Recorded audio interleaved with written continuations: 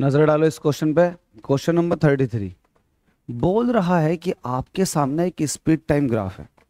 तो बच्चों, speed time graph तो नॉर्मली आपके पास स्पीड टाइम ग्राफ है, लेकिन स्पीड टाइम ग्राफ देता क्या है? ये देता आपको डिस्टेंस। क्या देता है? डिस्टेंस। कैसे देता है? अगर आपको पता है कि ग्राफ जो है किन्हीं दो क्वांटिटीज के बीच में खिंचा हुआ है, जैसे यहाँ पर स्पीड और टाइम के बीच में, तो आप स्पीड का फॉर्मूला लिखें। Speed is equal to distance upon time. और अगर आपको डिस्टेंस फाइंड आउट करनी है तो वेलोसिटी की या फिर स्पीड की टाइम से मल्टीप्लाई कर दो। तो ग्राफ जिन दो क्वांटिटीज के बीच में प्लॉट हुआ हुआ है, अगर आप इन दो क्वांटिटीज की मल्टीप्लाई करोगे ग्राफ पर, तो वो आपको एरिया देकर जाएगा। क्या देकर जाएगा? एरिया। और एरिया देकर जा रहा, तो आप ये देखो कि वेलोसिटी की टाइम से मल्टीप्लाई करने पर आपको फिजिकल क्वांटिटी कौन सी मिलती है? डिस्टेंस। तो वो जो एरिया है वो डिस्टेंस को रिप्रेजेंट करेगा। ये बस ये कॉन्सेप्ट था।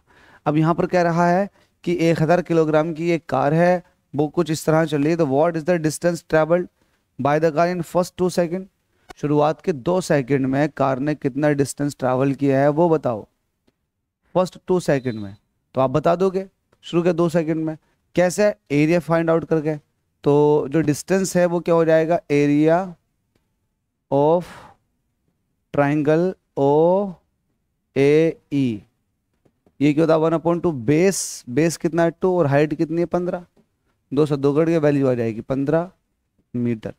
तो डिस्टेंस जो आ चुकी है वो 15 मीटर की आ चुकी है। तो 15 metre, option number D is the correct.